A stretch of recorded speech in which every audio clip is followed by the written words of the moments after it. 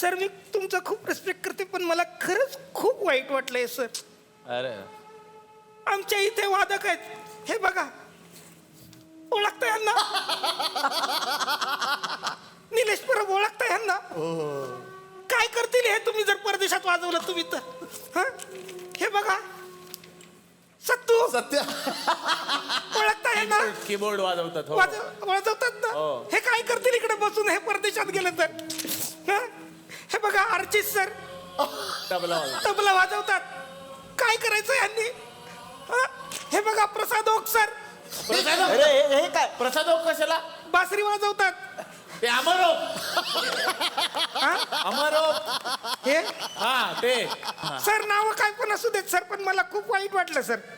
खरंच सांगते. बरोबर. आणि सर माझा तरी विचार करायचा. तुमचं काय तुम्ही काय वाजवता? स्किट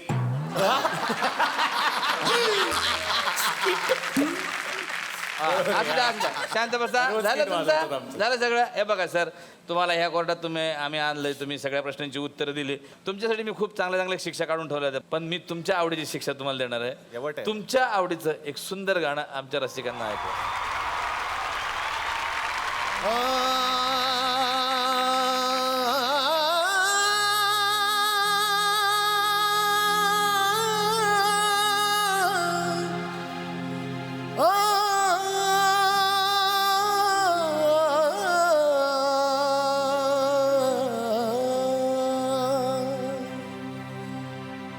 भिडे आसवंती ध्वजा वैष्णवांची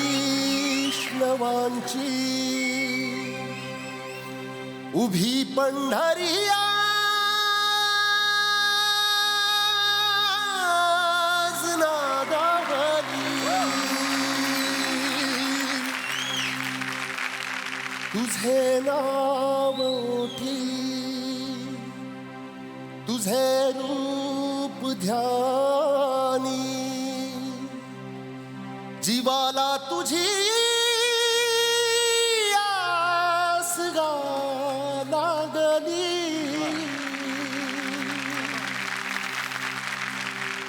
जरी बाप साऱ्या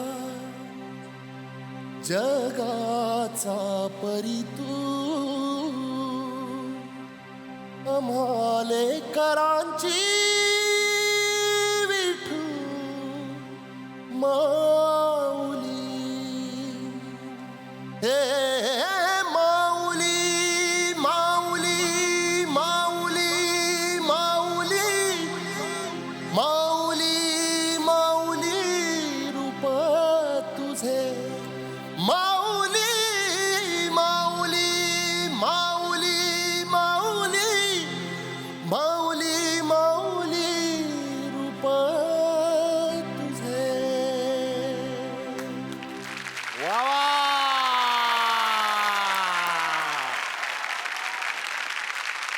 अतुल सर, अजय सर, खरं तर संगीत तर तुमचं मोठं आहेच, पण आणखी एक मोठा आदर्श तुम्ही नेहमीच लोकांसमोर ठेवतात. तो आदर्श म्हणजे भाऊ असावेत तर असे. बऱ्याच मुलाखतीत मी असं ऐकलंय की तुमचा स्वभाव थोडा हळवा आहे, सर थोडे धाडसी आहेत, कठोर आहेत.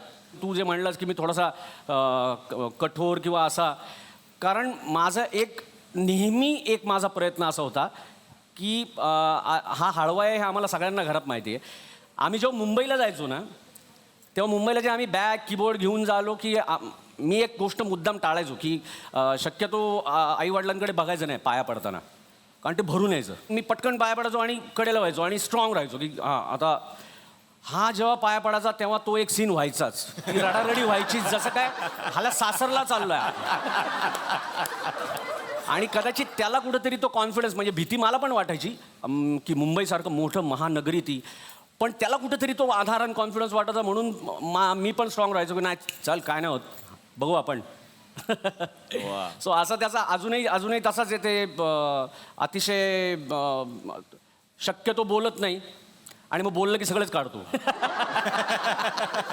समहाऊ आय बिलीव्ह की संगीतामध्ये संगीतकाराने किंवा संगीतामध्ये जी माणसं असतात त्यांनी एक बेसिक इमोशन्स जिवंत राहण्यासाठी एक इनोसन्स, तुमच्या हार्टचा बालपण शिल्लक ठेवणं फार गरजेचं असतं. मला ते so called maturity I hate it.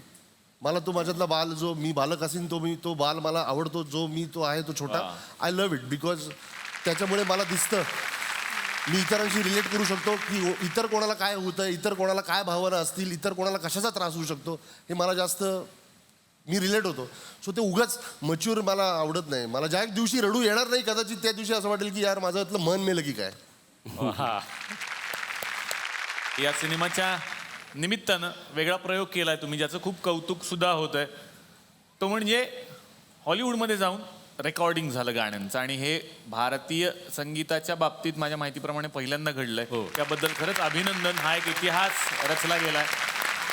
आम्ही आत्तापर्यंत जे काही म्युझिक केलं आहे त्याच्यावरचा असलेला विश्वास आणि आमच्या शब्दावर असलेला विश्वास, यासाठी झी स्टुडिओ, नितीन केणी सर, निखिल यांनी आम्हाला अक्षरशः एका हाकेवर ते आमच्या पाठीशी उभे राहिले आणि ही संधी आमच्यासाठी उपलब्ध करून दिली. आम्ही इथून जेव्हा निघालो होतो तेव्हा आम्हाला असं वाटलं होतं की आपली मराठी फिल्म असेल पहिली कदाचित, म्हणून आम्ही काहीच बोललो नाही, काही नाही. तिकडे गेल्यानंतर आम्हाला कळलं की अरे अजून बॉलिवूडमधलं पण कुणी आलेलं नाही, टॉलिवूडमधलं म्हणजे तमिळ तेलुगूमधून पण कुठला संगीतकार आलेला नाही, आणि ओव्हरऑल भारतातून पण कुठली पिक्चर इथपर्यंत आलं नाही.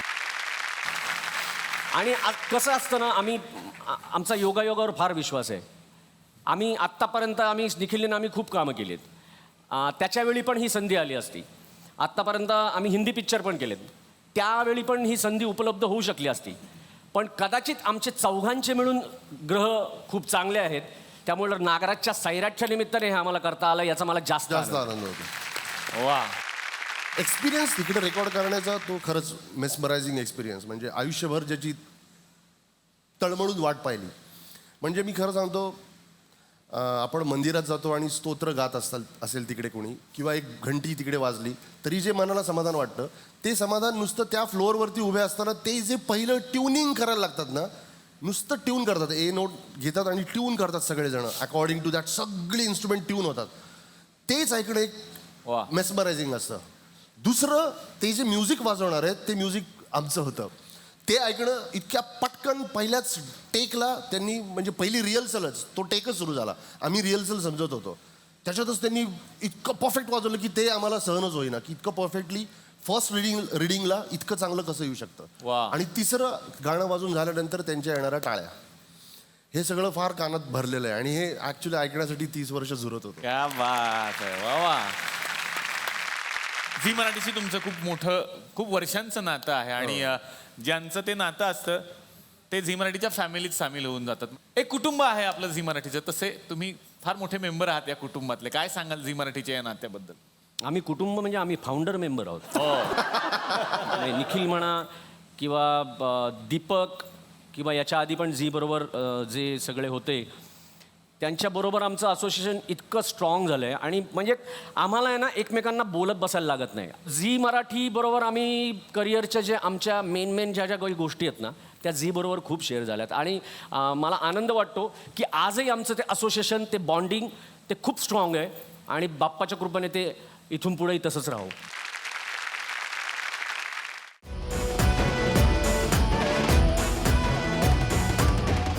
मी मराठी, झी मराठी.